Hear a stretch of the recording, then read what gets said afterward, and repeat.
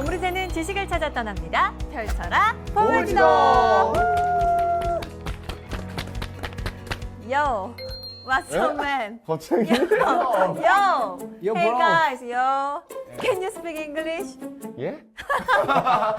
Can you speak English? 제일 약한 질문, no English입니다. 오, 네. 무슨 말인지 아네요? 이 정도는 그래도 좀 알지 아, 않을까. 이것도 야. 모르면은, 오, 잘하네. 야. 이것도 모르면 바보죠, 완전. Can you speak English? Slowly, please.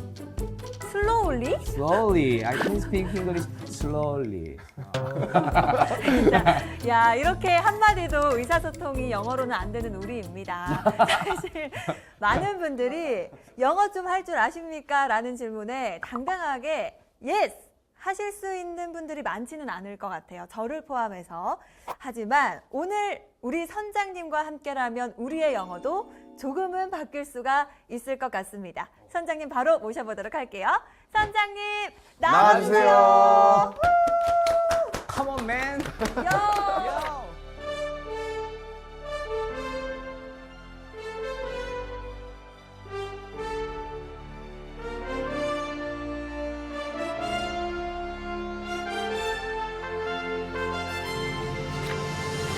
You're my Yo. teacher. 아, 너무 안 어울린다, 요. Nice to meet you, bro. How are you guys doing? 예? Good, good. Very good. 모르는 아, 네. 바보신가요? good, good. Fine, thank you, and you 하면 됩니다. 네네. 아, 네. 아, 선장님 죄송합니다. 저희가 영어 수준이 한 이 정도인데 네네. 그래서 선장님을 급히 한번 불러봤거든요. 우리 선장님, can you speak English? Oh, yes. I'm so honored to be here and with you guys because I'm a big fan of 보물지도.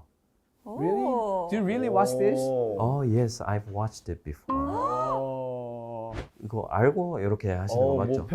빅팬이라고. 아, 네네. 좋습니다, 좋습니다. 저희가 영광입니다. 네. 아, 아니 사실 저희가 영어에 살짝 울렁증이 있거든요. 오늘 우리 선장님을 모셨는데 사실은 효린 파파로 더욱더 유명하신 우리 선장님이십니다. 우리 인욱 씨 같은 경우에는 아이들 영어 교육에 관심이 있다 보니까 네. 효린 파파 선장님이 굉장히 학부모님들 사이에서는 인플루언서시거든요. 알고 계셨죠? 알고 있었죠. 연예인이잖아요, 연예인. 어. 영어 강사계 쪽의 연예인이시. 사실 우리 인욱 선수의 첫째 아이 아인이가 네. 이제 초등학교에 들어가지 않았습니까? 초등학교 1학년 학생을 둔 학부모이기 때문에 인욱 씨가 굉장히 궁금할 게 많을 것 같습니다. 아, 네, 많죠. 사실 제가 영어를 못하다 보니까 어떻게 시켜야 될지도 모르겠고 물어봐요. 아빠 이거 뭐야? 처음에는 이제 뭐 단어는 알려줬었는데 뭐 이제 문장으로 막 얘기하다 보니까 못 알아듣겠는 거예요. 그래서 아빠 모르겠는데 이러니까 엄마한테 쪼르르 가. 엄마 아빠 영어 모른대 이러는 거예요. 좀 약간 저쪽 구석으로 갔죠. 작아지는 아빠. 네. 사실 근데 인욱 씨만의 일은 아닐 것 같아요. 많은 학부모님들이 이런 고충을 좀 겪고 있을 것 같은데 오늘 영어 비법 특강 함께 해주실 거죠? 아, 네, 좋습니다. 제가 정인욱 선수를 위해서 제가 한번 풀어드리도록 하겠습니다. 그럼 저도 영어를 가르쳐 줄 수 있을까요? 아, 네, 이제 딸아이가 아인이가 도망가지 않도록 해드리겠습니다. 제가 도망갔다니까요. 아, 네. 더 이상 도망 다니지 않도록. 않도록. 좋습니다. 우리 선장님의 영어 비법 한번 시작해 보도록 하겠습니다.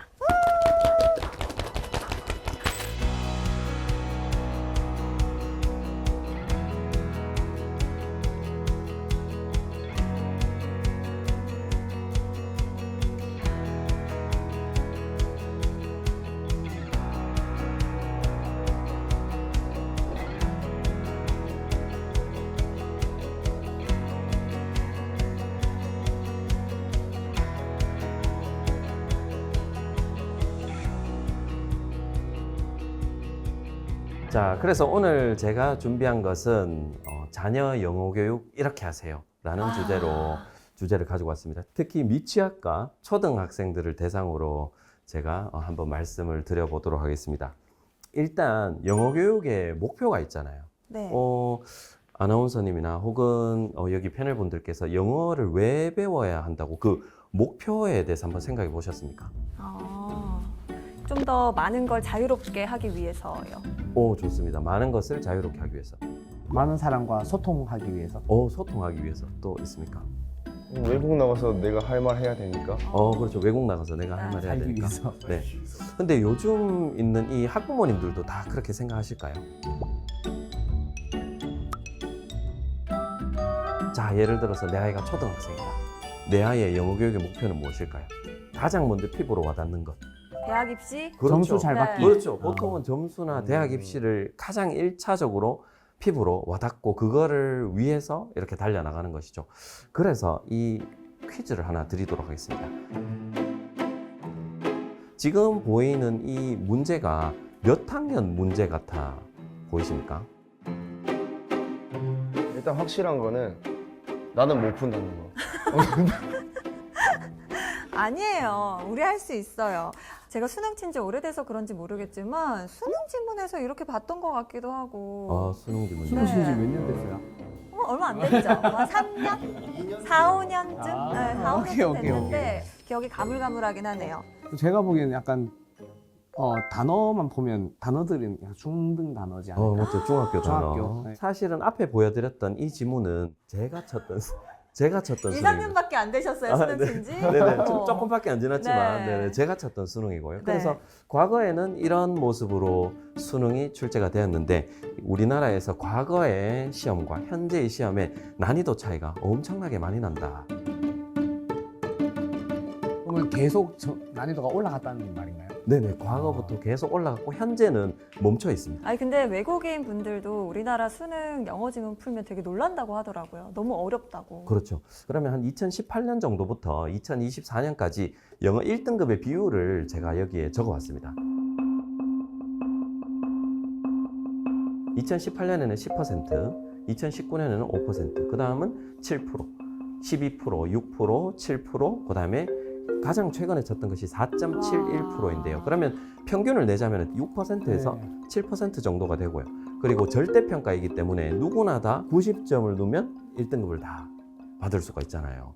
자, 그런데 우리나라에서 지금 현재 미취학부터 그다음 초등학생, 중학생, 고등학생 이렇게 교육을 받는 학생들 입장에서 영어를 소홀히 하는 학생은 잘 없어요. 맞아요. 특히 우리나라는 더. 네, 특히 잘 없거든요. 그런데 결과적으로 이 수치가 나온다는 것이죠. 그러면 이 수치가 어느 정도의 수치인가? 예를 들어서 제 지인이 여기 10명이 있고요. 그 지인 10명의 아이들이 한 명씩 다 있는 거예요. 그럼 우리 모두 다 열심히 했는데 이 10명의 아이 중에 단 한 명도 1등급이 될랑 말랑 한다라는 것이죠. 비율이. 네, 그 비율상으로는. 그럼 이게 상당히 많은 양이 아니라 상당히 적은 양이다라고 할 수가 있겠죠. 그래서 지금 뭔가가 그 과정 속에서 뭔가가 좀 잘못되어 있다. 라는 것을 제가 교직 생활을 할 때 정말 많이 느꼈어요. 과거에는 아까 문제를 보셔서 아시다시피 그런 수준의 문제를 풀기에는 괜찮았어요. 왜? 그 자체의 난이도가 낮았으니까. 그냥 시험만을 목표로 해서 문법 좀 하고 단어 좀 외우고 그렇게 하면 누구나 열심히 하면 어느 정도까지 올라갈 수 있었으나 현재 나와 있는 이 정도 수능은 상당히 어려운 거예요. 그러면 무엇이 필요하냐면 영어를 사용할 수 있는 능력을 진정으로 필요로 한다는 거죠. 단순히 시험만을 위해서 공부를 하면은 그 과정에 있어서 탈이 난다는 거예요. 예전에는 진짜 시험용 영어 공부. 그렇죠. 약간 토익 점수만 잘 나오는 사람 이런 느낌이 있었는데 확실히 다른 것 같아요. 그래서 처음은 영어를 잘 사용할 수 있고 목표 자체가 시험만이 아닌 이제 수능만 보고 나가면은 그게 부족하다라는 거죠.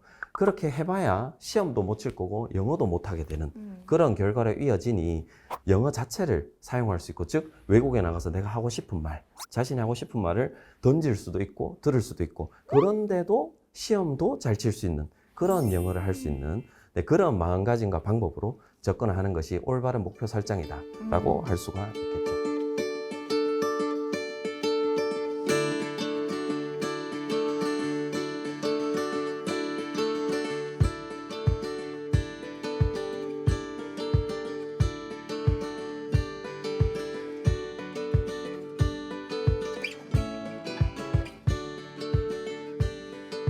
부모님께서 영어를 잘할 필요는 없겠지만 네. 그러나 그러면 우리가 알아야 되는 것은 어떻게 하면 아이가 영어를 잘 습득할까? 그 방법 측면에서. 자, 그래서 아이가 어떻게 영어를 잘 할 수 있게 되는지 그 습득하는 과정을 딱 하나로 요약하자면 바로 아이가 영어 소리가 있어요. 혹은 영어 자극이 있어요. 소리일 수도 있고 글일 수도 있겠죠. 그거에 대한 의미를 파악했을 때 영어를 습득합니다. 그럼 사과가 있었다면 사과라는 제가 지금 말을 했잖아요. 단어를 뱉었잖아요. 그러면 사과와 여기에 예를 들어서 진짜 사과가 있다. 그럼 그걸 보면서 사과라고 해주면은 아 이게 사과구나. 어떤 영어 자극이 있으면은 그 영어 자극과 의미가 딱 연결이 될 때 바로 영어 습득이 일어난다라고 할 수 있고 이게 많이 반복이 되면 될수록 영어가 더 많이 습득이 되겠죠. 제가 예를 한 가지 들어드리도록 하겠습니다. 제가 좋아하는 영어 책인데요. 제목이 What a Naughty Bird라는 거예요. 네, What a Naughty Bird. 한 개만 제가 보여드릴까요? 이 책 내용은 이 새가 좀 짓궂은 새예요. 그래서 친구들 머리 위에다가 계속해서 똥과 오줌을 싸면서 이렇게 돌아다니다가 이제 본인이 나중에는 자업자득이라고 벌을 받는 그런 이야기로 되어 있어요. 그래서 친구들이 계속 나와요. 그리고 똥을 싸고 나서 What a naughty bird. 또 넘어가면 또 똥을 싸고 나서 What a naughty bird. 계속 나와요. 저 버릇없는 뭐 이런 의미. 네. 그래서 What a naughty bird가 한 10번 정도 나오고 그런 상황이 10번 이상 나오는 거죠. 반복이 계속 되네요. 그렇죠. 자, 느낌 그러면 온다. 자, 제 질문. What a naughty bird에서 naughty는 무슨 뜻일까요? 나쁜 짓 하는. 나쁜 짓 하는, 뭐 짓궂은. 경환이 뭐, 닮은. 그렇게. 뭐 여러 가지 그런 부정적인 네. 의미로 이렇게 받아들이겠죠. 방금 네. 하려다가 참습니다. 야, 마지막 게 제일 부정적이야. 자, 그래서 이제 그런 것들을 이제 계속 듣다 보면은 너디는 좋은 의미는 아니구나. 아이들 머릿속 그런 이미지가 서서히 형성이 된다는 거죠. 어떤 추상적일지라도 이게 좋은 의미, 마이너스의 의미구나. 뭔가 놀리는 거구나. 뭔가 똥 싸는 그런 의미구나 라고 아이들이 인식을 하게 되겠죠. 그러면서 이 너디가 또 다른 영상이나 책에 나오면은 그때 보니까 여기 있었는데 맞네. 이 상황 보니까 또 뭔가 괴롭히는 거네. 놀리는 거네. 이러면서 의미 협상 과정, 의미를 좀 더 정교하게 하는 그런 과정들을 거쳐서 영어가 습득이 되는 것이죠. 네. 그래서 이게 바로 영어가 습득이 되는 그런 가장 핵심 포인트고 우리는 이것만 일어나도록 항상 영어 자극과 의미를 많이 제공해 주도록 그런 환경을 만들어 주자라고 그게 포인트라고 할 수 있겠습니다. 자극과 의미. 예.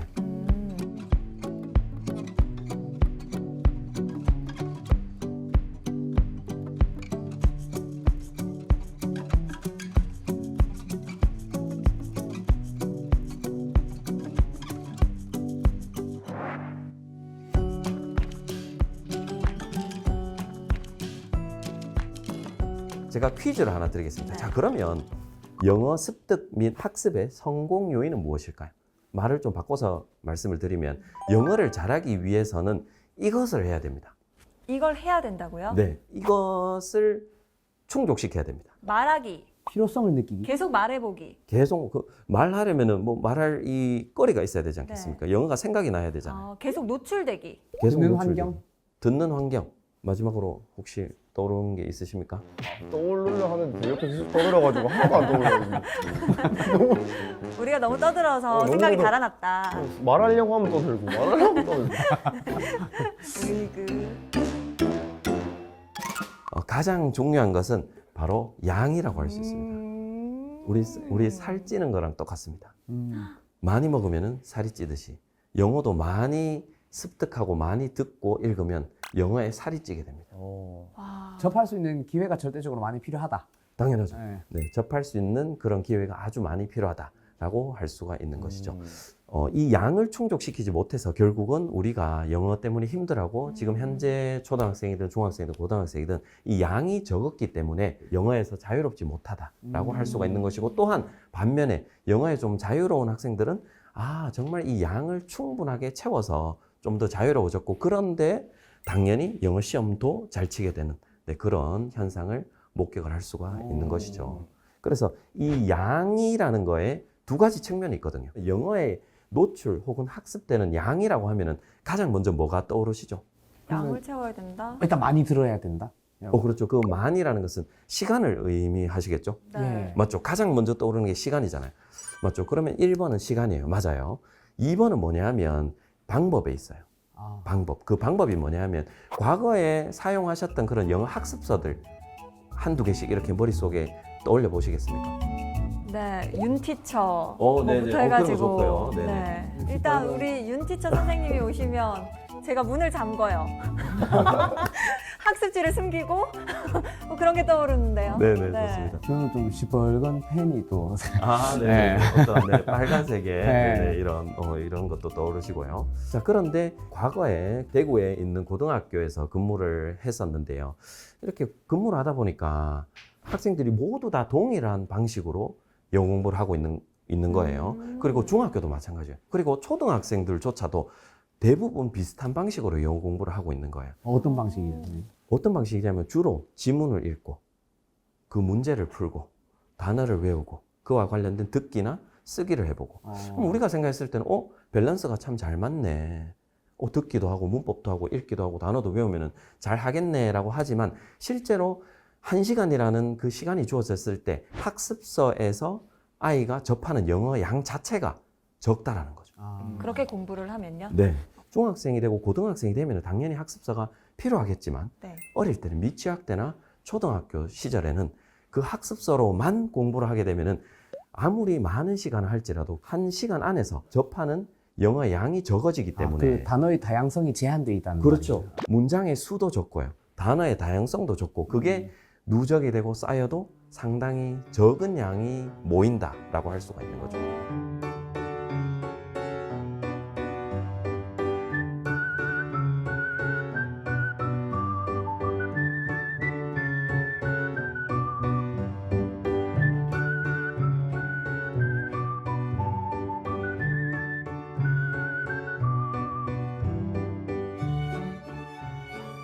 아니 그러면은 도대체 어떻게 노출이 되어야 네. 많은 양의 영어를 습득할 수가 있는 거죠? 그래서 가장 필요한 것이 바로 충분하게 듣기를 할 수 있는 그런 듣기 소재가 있어야 되겠죠. 어떤 게 있을까요? 유학. 진짜 외국 가서 유학. 네. 할 수 그거 있다면 좋죠. 좋죠. 네. 예. 한국말 없는데. 네. 일반적으로 우리나라에서 할 수 있는 게 영어 영상이 아주 효율적이고 효과적이죠. 영어 영상이요. 네, 영어 영상이요. 그다음에 두 번째가 학습서는 아닌데 읽을 수 있는 것들. 그림책. 네, 영어 책들. 중학교 단어장, 뭐 고등학교 단어장 해서 그 학년의 어떤 수준에 맞는 단어들을 막 모아놓은 게 있잖아요. 예를 들면 뭐 15,000단어, 뭐 3,000단어 뭐 하면서 하는데 그러면 이것만으로는 단어가 좀 부족하다는 뜻인가요? 그 단어를 초등학교 때 하는 게 크게 의미가 없을 수도 있다라는 거죠. 만약에 한다 하더라도 중학생이나 고등학생이 되었을 때 하는 거는 유의미할 수 있으나 초등학교 시절에 그런 것들을 주된 수단으로 영어를 접하게 되면은 우리도 그렇잖아요. 초등학생들한테 초등 필수 단어 3,000 네. 이런 거 주지 않잖아요. 네. 그런 거 자체가 없잖아요. 네. 그럼 그거랑 마찬가지인 거죠. 영어도 동일한 언어인데 왜 영어는 문제를 풀어야 되고 우리말은 왜 그림책을 읽고 책을 읽어도 괜찮고 이 방법 자체가 너무나 다른 거죠. 접근이 완전 다르네요. 네. 지금 이 말씀을 듣고 전국에 있는 많은 초등학생 친구들이 단어장을 덮고 있습니다.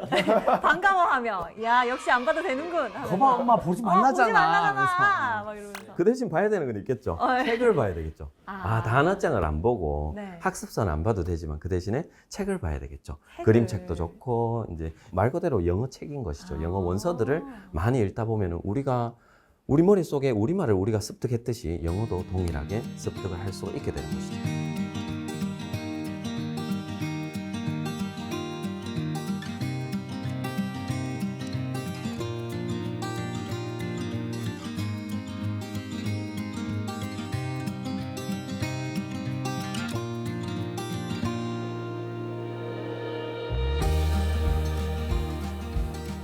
아이들은 그러면 제가 아까 영어 영상을 짧게 말씀드렸고 영어 영상을 활용해야 된다. 그리고 영어 책을 활용해야 된다. 그러면 그 과정에 있어서 미취학이나 초등학생의 부모님은 어떤 역할을 가지고 있을까요? 잔소리.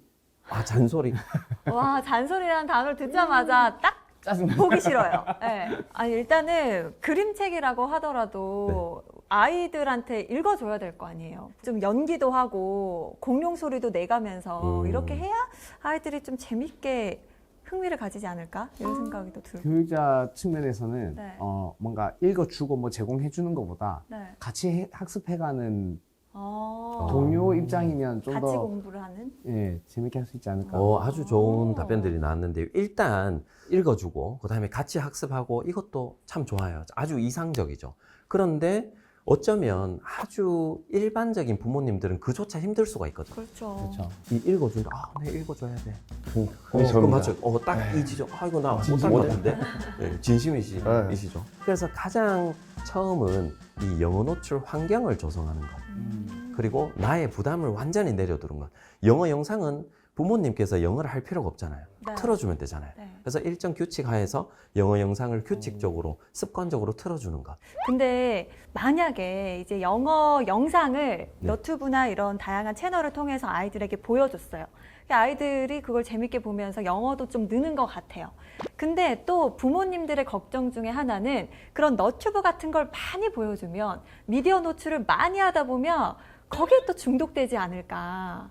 애들이 1시간만 보는 게 아니라 막 2시간, 3시간, 물론 영어 영상이긴 하지만 내도록 봐요.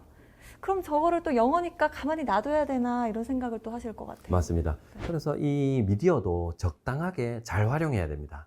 그래서 미취학 때 아이에게 여기 있다. 1시간 봐. 이게 아니고요. 그 기기는 부모님이 가지고 계신 채로 그 다음에 선택은 아이와 함께 하지만 그 기기는 부모님이 가진 채로 그 다음에 TV에 우리가 흔히 미러링이라고 하잖아요. 네. TV로 쏴주시면은 그럼 아이는 그 TV를 보겠죠. 그리고 양은 국제보건기구나 미국 소아과 협회의 자료에 따르면 24개월 이후부터는 1시간 정도는 괜찮다고 합니다. 그래서 1시간 정도를 그 전후를 기준으로 뭐 1시간도 좋고 한 50분도 좋고 좀 부모님이 좀 피곤하시다가 1시간 반도 어떤 날은 괜찮겠죠. 그러나 평균적으로 1시간 정도를 보고 활용을 하시면은 이런 미디어 자체의 그런 부정적인 영향도 나타나는 게 최소화하거나 나타나지 않는다라고 할 수가 있겠죠. 그리고 사실 지금 이런 세상 자체가 그런 미디어나 이런 기기 없이 살 수 없는 시대인데 내 아이만 미디어에서 고립시키는 그것도 어쩌면은 또 다른 문제일 수도 있거든요. 그래서 일정 부분은 활용을 하면서 좀 친해질 수 있도록 도와주는 것도 부모님의 또 다른 역할이지 않는가라고 생각합니다.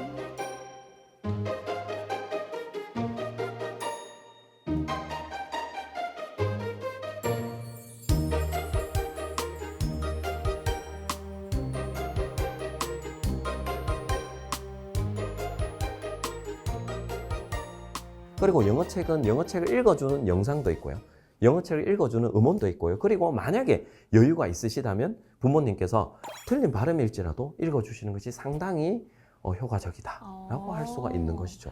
아니 근데 사실 궁금해 하시는 것 중에 하나가 우리 부모님이 읽어주시면 또 좋다라고 말씀을 하셨잖아요. 근데 발음 때문에 많은 분들이 인욱 씨도 좀 그런 고민하지 않아요? 내가 이렇게 읽어주면 우리 아이들은 워낙 스펀지처럼 흡수를 잘하다 보니까 좋은 발음으로 처음부터 배웠으면 좋겠는데 나의 이 콩글리시적인 발음을 또 그대로 배우지는 않을까 안 좋은 발음이 습득될까 봐. 하는 고민에 이게 읽어주는 게 좋나라는 생각을 하시는 분도 많으실 것 같아요. 맞습니다. 여기도 또 찬반의 이런 의견들이 많이 갈리는데요. 일단은 영어 영상이라는 게 또 여기에서 약간은 또 중요성이 있습니다. 왜 그러냐 하면 영어 영상은 쉬지 않고 말이 나오잖아요. 그리고 그 안에 있는 발음들은 영어 공국가에서 실제로 다 쓰는 아주 그 현지의 발음들이잖아요. 그래서 그 양이 아주 많아요. 1시간을 제가 일반적으로 권해드리는데 하루에요. 그럼 그 1시간 동안 영어 영상을 들으면 아주 많은 영어를 아이들이 듣겠죠. 그런데 거기에 부모님께서 조금 뭐 예를 들자면 이뜨 데뜨 화뜨 이렇게 뭐 좀 이렇게 읽어주었다면 화뜨라고 읽어주었다면 좀 우리말식으로 읽어주었다 하더라도 그게 영향을 많이 주지 않습니다. 왜냐하면 그 양 자체가 아무리 부모님께서 많이 하셔도 적기 때문에요. 단 주의하실 점은 영어 영상이나 영어 음원을 활용하지 않고 부모님이 발화하시는 것이 오로지 내 아이 귀로 들어가는 거다 라고 하면은 발음이 완벽해야 되겠죠. 영어를 접하는 경로가 오직 부모라면 위험할 수 있다. 정리 감사드립니다. 그러면은 좋습니다. 난 좀 당분간 조용하고 있어야겠다. 아니죠. 영어 영상을 많이 틀어주면서 그러니까 아직 안 틀어줬으니까. 안 틀어줬어요? 네. 이제부터 틀면서 같이 하면 되겠네.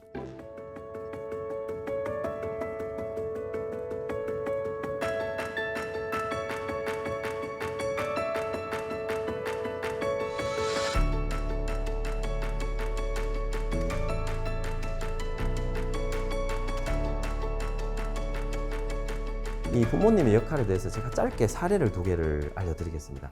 첫 번째 사례는 저의 가족 이야기입니다. 음. 제 처남이 있는데요. 처남이 체육과입니다. 영어 잘해요? 아니요.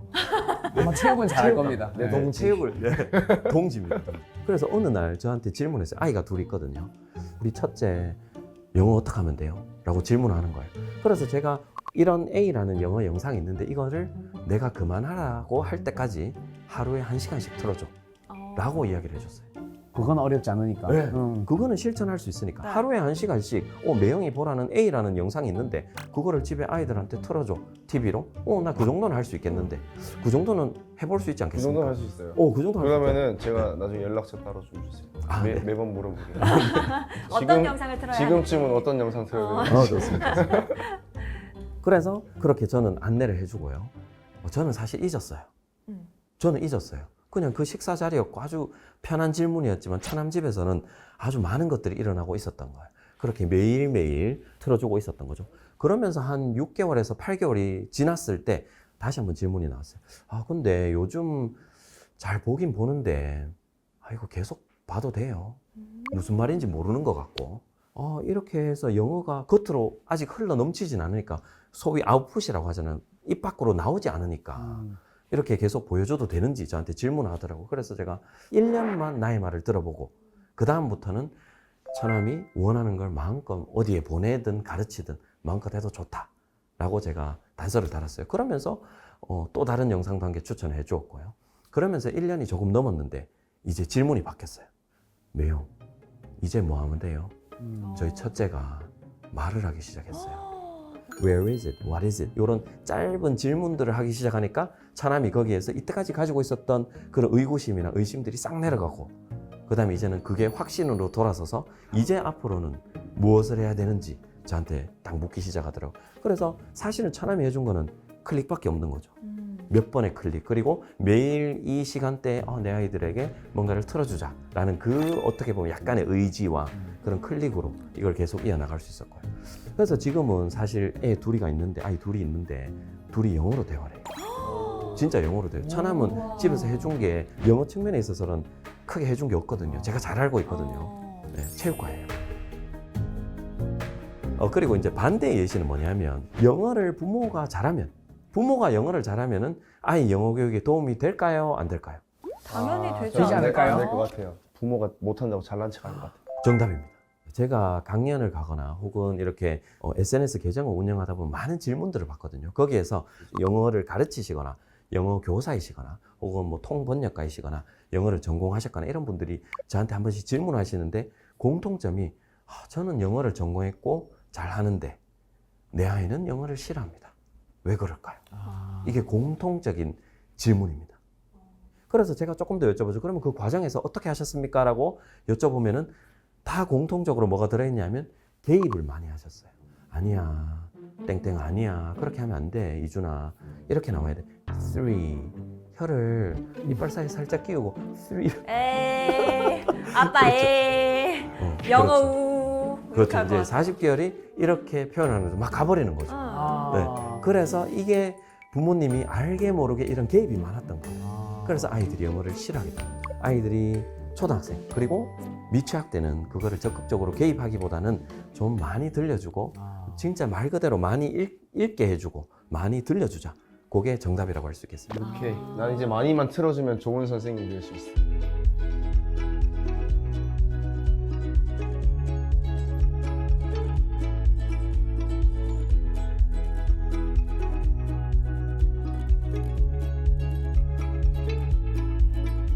자, 그러면 이제 미취학부터 이제 초등학교 고학년까지 이런 로드맵을 간단하게 제가 한번 훑어보도록 하겠습니다. 일단은 어릴 때, 미취학 때는 소리가 중심이겠죠.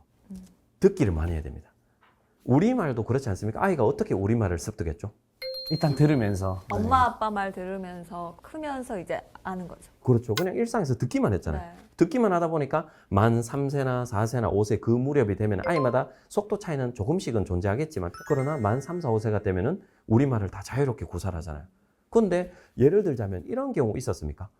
내 아이의 첫 책이 뭐죠? 영어책 말고 그냥 모든 책들 중에서 내 아이의 첫 책이 뭐죠? 아이가 처음 보는 책. 아이의 첫 책이 뭐였나요? 동화책 같은 거. 동화책? 보통은 초점책. 아, 기억하시죠? 초점책. 네, 맞다. 초점책. 맞죠. 초점책. 그게 뭐예요? 그게 뭐예요? 초점책이 있어요. 뭐냐면 눈 이렇게 초점 맞추는 아. 책이 있어요. 흑백으로 이렇게 아. 도형 같은 거 네, 있죠. 네. 맞아. 초점책 다음에는 보통은 이렇게 이 오감들을 좀 더 많이 활용할 수 있도록 헝겊책이나 바스락바스락거리는 그런 책들. 개구리 같은 거 네. 튀어나오기 이렇게 이렇게 뭐 만지라고. 막 소리 나고 뭐 그런 책들을 활용할 수도 있고요.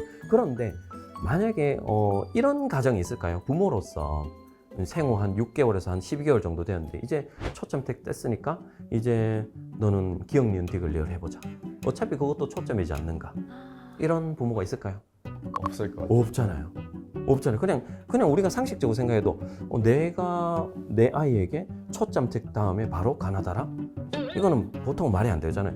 만 1세인데 이제 돌밖에 안 됐는데요. 그런 경우는 거의 아예 없잖아요. 그런데 영어는 그렇게 하시는 분들이 생각보다 많아요. ABCD부터. 들려주지 않고 ABCD부터 하는 아하. 분들이 상당히 많다라는 거죠. 우리 엄마가 그랬어요.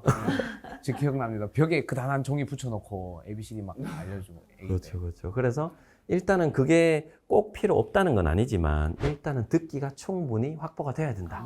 그 다음에 그런 것들이 필요하다.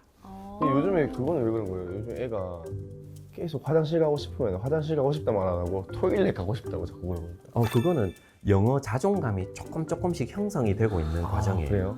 네, 그러니까 어딘가에서 토일렛을 들었겠죠.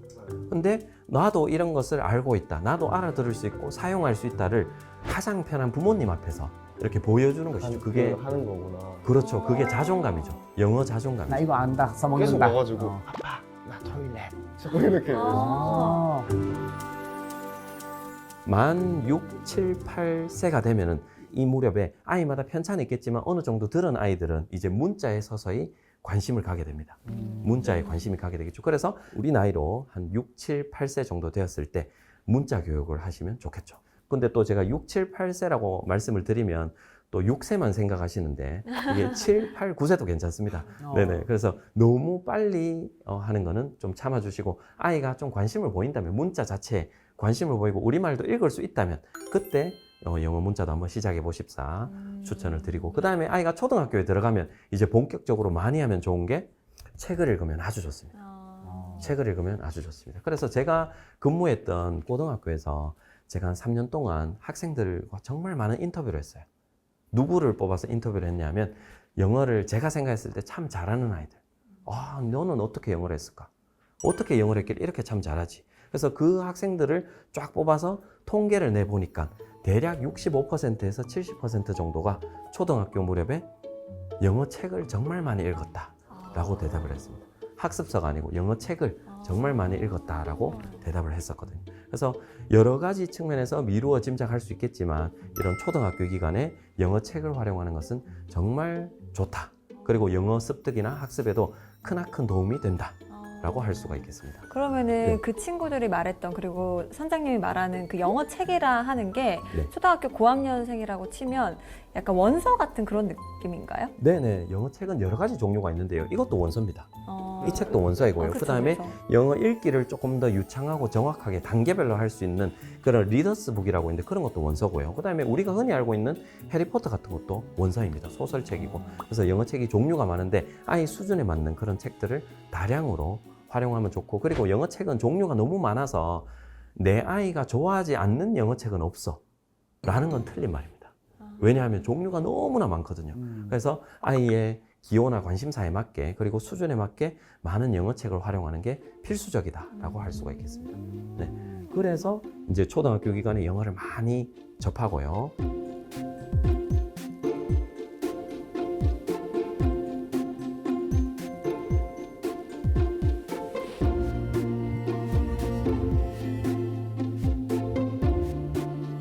자, 그리고 이제 서서히 초등학교 완전 고학년이 되면은 이제 무엇을 해야 되겠습니까? 이제는 시험을 위한 영어 준비요. 시험을 위한 영어 준비. 를 시키고 싶으실 것 같아요. 자연스럽게 아이돌 부모님들이. 노래들을 많이 듣지 않을까요? 자연스럽게 네. 아이돌 노래 듣고요. 당연히 많이 듣겠죠. 그런데 시험을 위한 공부, 소위 영어 학습, 영어 공부는 그러면 이상한 걸까요? 아니면 해야 되는 걸까요? 해야 되는 거 아닐까요? 어쨌든. 해야 될 것 같은데. 영어는 또 이게 입시 위주의 공부다 이렇게 비난하시는 분들이 있을 수 있는데요. 한편으로 또 반대로 우리말을 생각해 보면 국어도 우리말도 마찬가지잖아요. 쭉 아이들이 어릴 때부터 우리말 환경에서 있다가 책도 보다가 영화도 보고 하다가 초등학교 고학년이나 중학생이 되면 이제 주제도 찾아보고 그다음에 시조 3434 기억나시죠? 네. 그런 것도 한번 해보고 맞죠? 이제 그런 것들을 서서히 배운단 말이죠. 그러니까 우리말도 학습을 하듯이 영어도 학습을 하는 것이 필요하다라고 할 수가 있겠죠. 그러면서 중학교 때 영어 문법도 하고 단어도 외우고 그런 것들을 쭉 이어나가게 되는 것입니다. 네. 그래서 이제 그 중학생이 되기 전까지는 최대한 많은 영어를 듣고 읽도록 해주자. 이게 포인트가 되겠죠.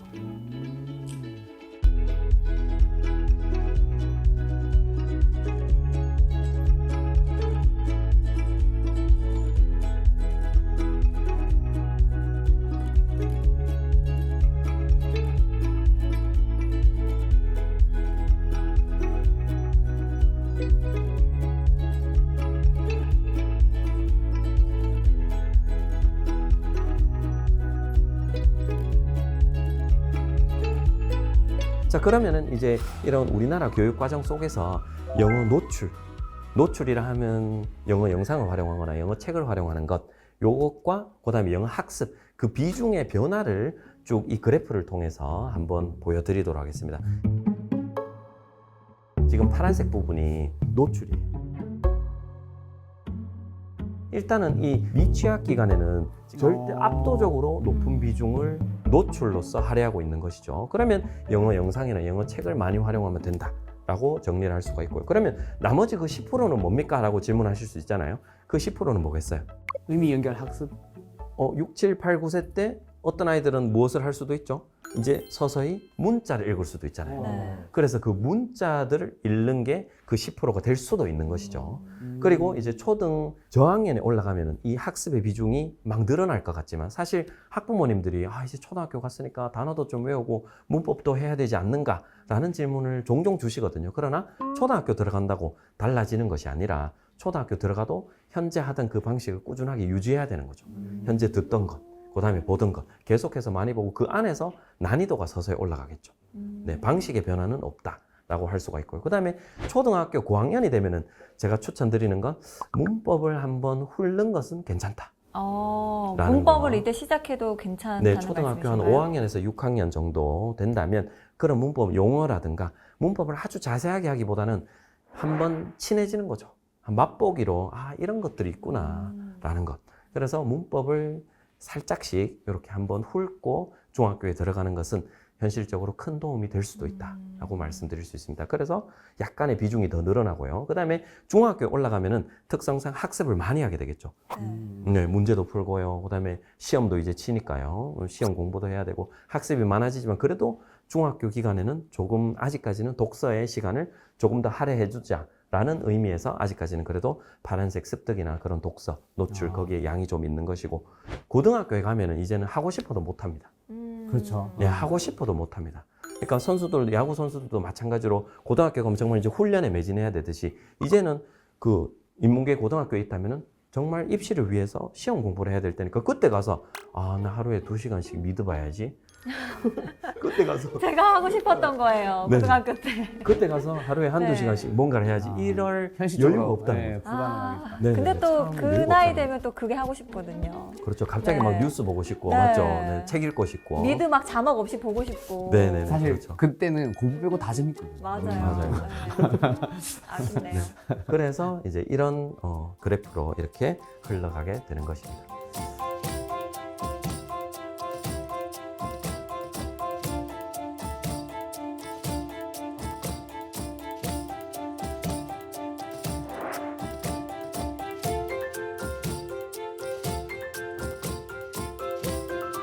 자, 그러면 제가 퀴즈를 하나 드려볼게요. 이거 아마 못 맞추실 것 같아서 제가 가지고 왔는데요. 지금 이 단어를 한번 읽어주시겠습니까? 메링구 아주 좋습니다. 잘 읽으셨어요. 뭐야? 전 사실 알죠. 사실 이게 뭐냐면 우리가 다 아는 거예요. 우리가 다 아는 단어예요. 사실 이거 읽으면 머랭이라고 읽을 수가 있거든요. 머랭. 머랭 쿠키라고 들어보셨죠? 네. 그래서 제가 압니다. 네.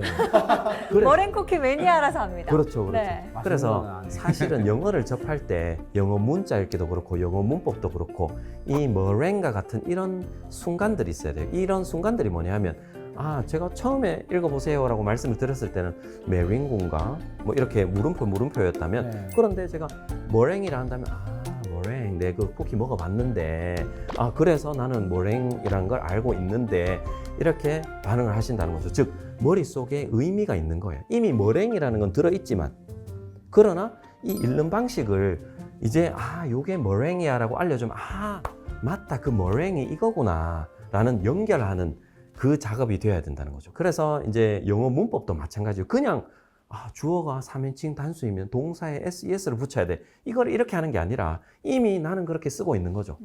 He likes to play soccer. He likes to play baseball. 이라고 매일 쓰고 있는데 거기에서 주어가 3인칭 단수이고 그리고 현재 시제일 때는 SES를 붙여. 그러면 아이 입장에서 이렇게 느끼는 거죠.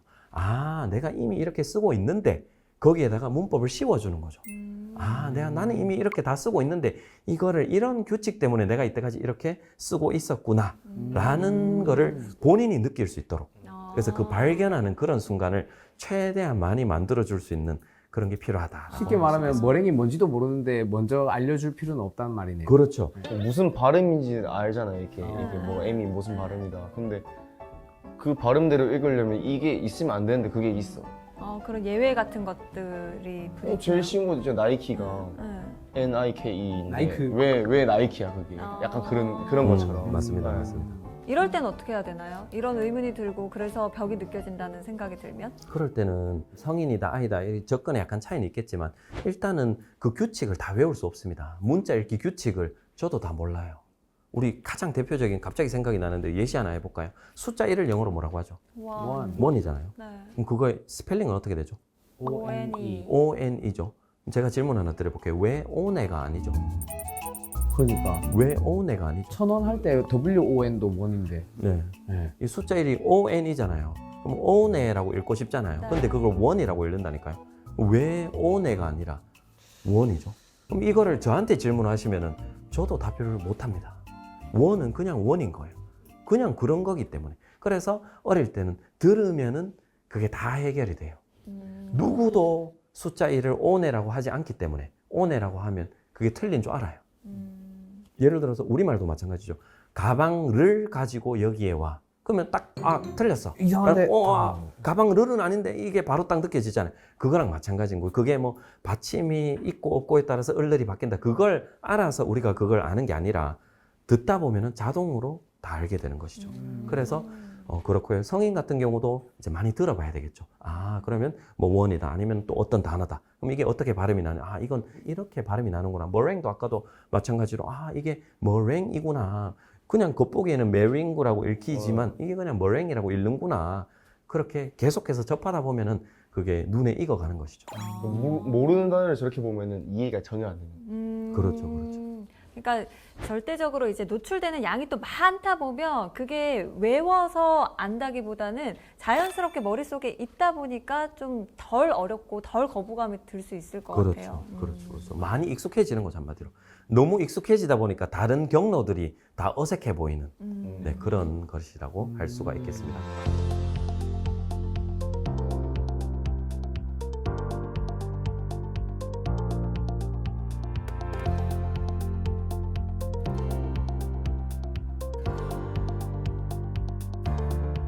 그래서 이제 조금씩 정리를 해보자면 이 영어 교육의 시행착오를 그러면 어떻게 예방할 수 있을까요? 부모로서 어떻게 하면 이런 시행착오를 많이 줄일 수 있을까요? 첫 번째는 이제 방금 그런 머랭 같이 아이들이 이거 내가 알던 건데 이게 이렇게 쓰는구나. 혹은 내 이런 문법을 나는 이렇게 말을 쓰고 있었는데 이게 이 문법이구나 라는 것을 발견할 수 있도록 해주기. 그래서 제가 이름을 붙이자면 아하 모먼트, 아하 순간들을 많이 이거 그 바보 도터지는 소리. 네, 이런 거. 그런 순간들을 많이 만들어주자. 그 다음 두 번째는 적기 교육입니다. 적기 교육. 적기 적당한 시기. 그렇죠. 그 최적의 적기. 시기에 그 적기 아니야. 이 적는 거 라이딩 아니고요. 아닙니다. 적기. 그래서 뭐든지 빨리 하는 게 좋은 거 아니고요. 뭐든지 늦게 하는 것도 중요한 게 아니고 아이가 읽으려고 하면 그때 문자를 읽게 해주자. 라는 거죠. 그리고 아이가 문법을 하지 않아도 되는데 예를 들어 초등학교 1, 2학년이다. 문법을 해도 이해를 하는 것 같아도 그 이해를 못 하고 있거든요. 그럼 안 해도 되는데 그걸 할 필요가 없다라는 거죠. 그러면 문법은 초등학교 6학년이나 중학교 때 가서 하자. 그럼 그런 적기들을 지켜주자라는 거죠. 그러다 보면은 어릴 때 부정적인 영어 감정이 안 생겼겠죠. 만약에 초등학교 1, 2학년에 문법을 막 하고 있는데 아이는 막 힘들어해요. 이미 영어 감정이 아주 안 좋겠죠. 근데 적기 교육을 했다면 네. 훨씬 더 영어가 할만하다, 재밌다 이렇게 느꼈겠죠. 그러니까 막 미취학 아동이 아니라고 하더라도 네. 조금 커가는 단계라고 하더라도 일단 그런 노출, 이게 문제 푸는 영어 말고 읽기나 보는 거나 듣는 거나 노출 양을 그래도 많이 해주는 게 당연하죠. 좋은 거군요. 당연하죠, 당연하죠. 늦었다 생각해서 빨리 학원 보내고 이러는 네, 것보다. 그렇게 되면은 이제 그 다음 포인트 조급함이 계속 생깁니다. 네. 늦었다 생각하면은 이제 조급함이 생기고 이게 맞는데 그래도 많이 읽어야 되는데 근데 조금 있으면 시험도 올 것 같고 맞아. 왠지 문법 못할 것 같고 네. 왠지 내 아이만 처진 것 같고 이런 느낌이 들거든요. 그러다 보면 이 판단을 제대로 할 수 없게 됩니다. 그래서 그런 조급함에 휩쓸려서 하기보다는 그런 문제는 사실은 빠르면 초등학교 고학년부터 혹은 중학교, 고등학교 시절에 정말 많이 풀게 되거든요.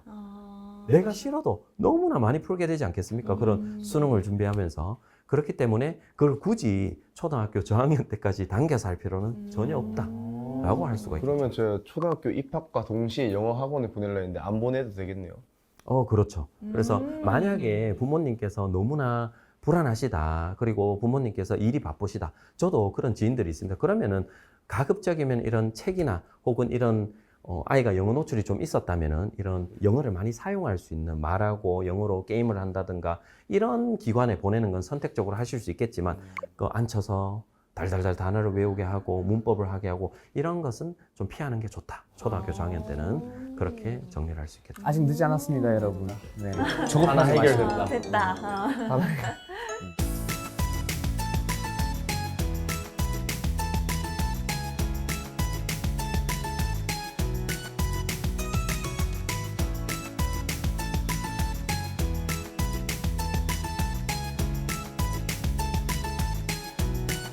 오늘 사실 영어 교육, 특히 우리 아이들의 영어 교육하면 막막했던 분들이 많으셨을 것 같은데 그에 대한 좀 길잡이가 되는 시간이 되지 않았을까 하는 생각이 듭니다.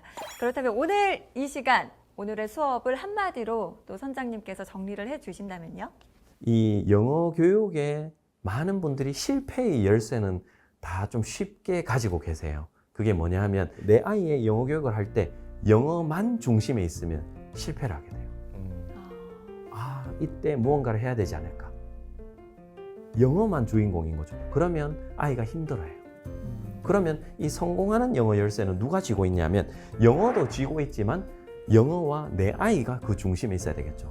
아이의 영어 감정이 아주 중요합니다.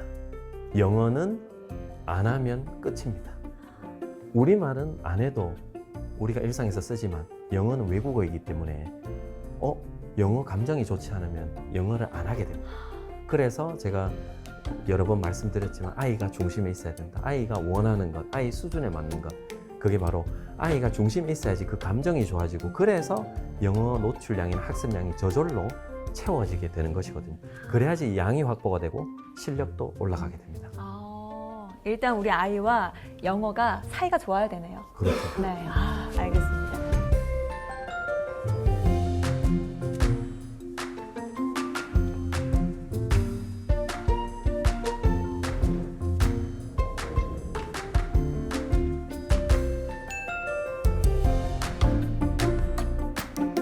사실 오늘 또 선생님이시기도 하고 또 아이의 부모님이기도 하기 때문에 두 분 다 정말 열심히 경청을 하셨는데 인욱 씨는 또 우리 선장님 모신 김에 더 궁금한 점이나 느낀 점 같은 게 없었어요?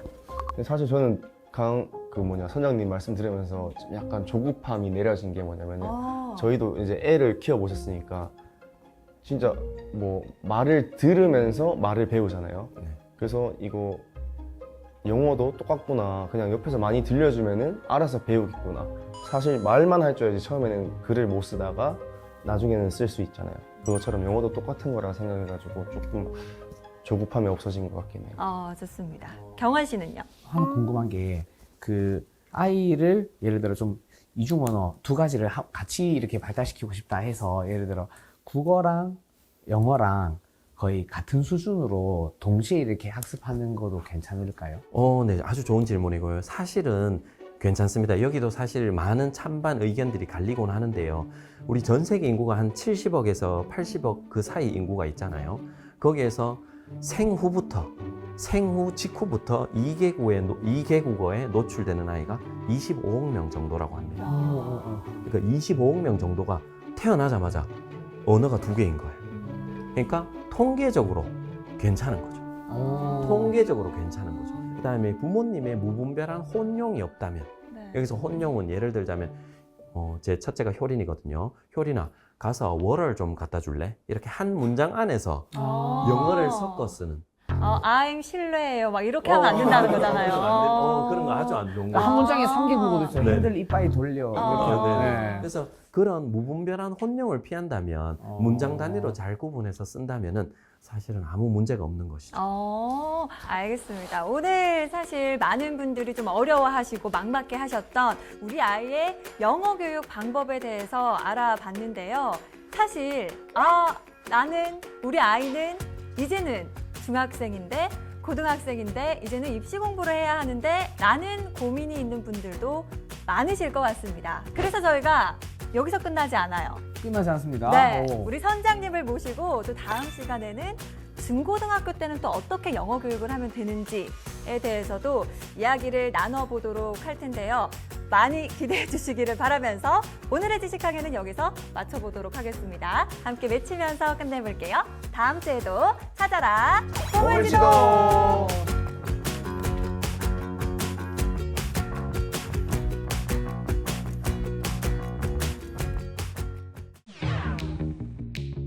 우리 소위 영토자라고 하죠. 몇 학년 때 많이 생길까요? 고등학교 딱 올라가서 제 친구들은 가재!